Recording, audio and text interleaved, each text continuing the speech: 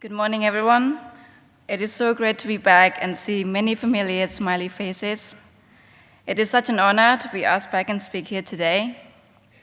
Before I begin, I would like to give a big congratulations to the class of 2017.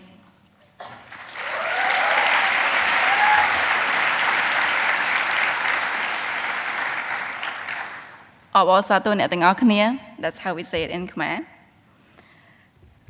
I went through it last year and I was in your exact same seat, so I think I have a pretty good understanding of what you went through, so very well done, everyone. For those of you who don't know me, I am Kim, as introduced by Ms. Jones.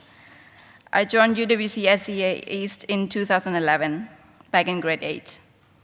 I know you all just finished IB, but for me, grade 8 was the most challenging year of my time at UWC.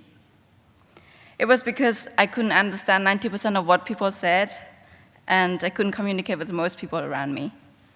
I was struggling with English and so many new experiences. For example, I was 13 when I first had my first shower, but I washed myself with a cold bucket of water before that, so don't get me wrong. I would get dizzy from riding elevators. I would fall out of bed because I was used to sleeping on the floor. And my most luxurious mode of transportation changed from my dad's tractor to taxis, bus, and trains in Singapore. I had to get used to actually being on a plane instead of running out from a classroom to see one fly overhead. Despite all this, one of the biggest cultural challenges was expressing my feelings and love to my friends, because in Cambodia we don't talk about feelings.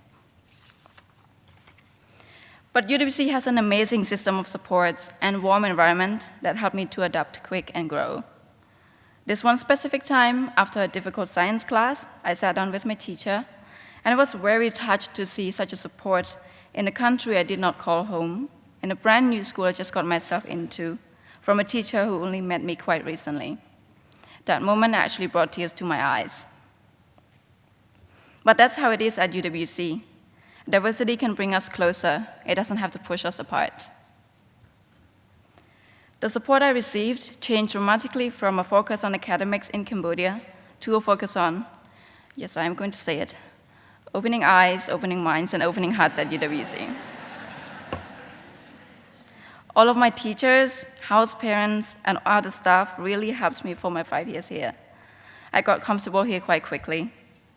Also, I was in awe of the variety of classes, sports, music, leadership, and service activities I could learn from, and allow myself to try as many things as I could. Through all these experiences, I realized I love service.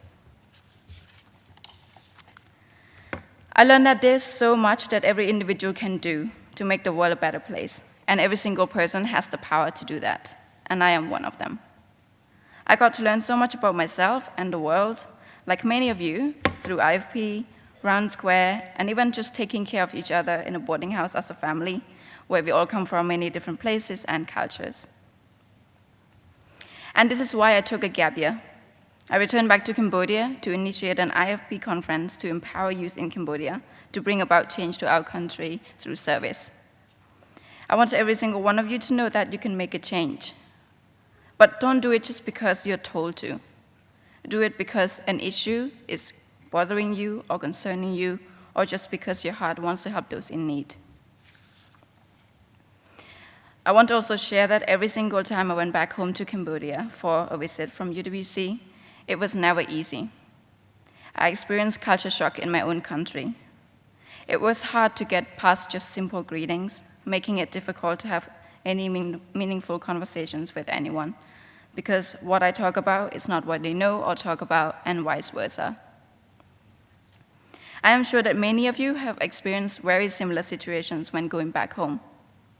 Maybe like me, you went home bald head from Hair for Hope 1 year.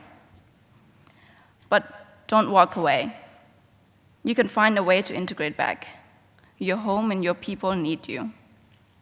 They need someone who got to see what is outside of their community and bring back new experiences.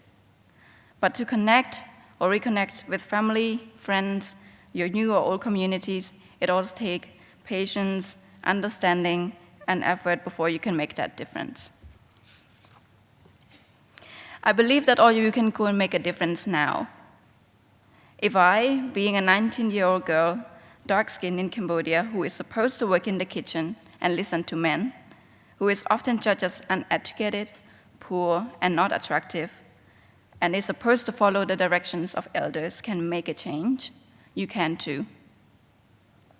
In Cambodia, we don't like to be the different nails sticking up, but I'm here to refute that thinking. So class of 2017, I have learned 2 important things that I hope resonate with you. First, you're never too young to start making a difference that your heart desires. You don't have to wait until you have a house, a car, or a well-paid job. You will find a way to make it possible.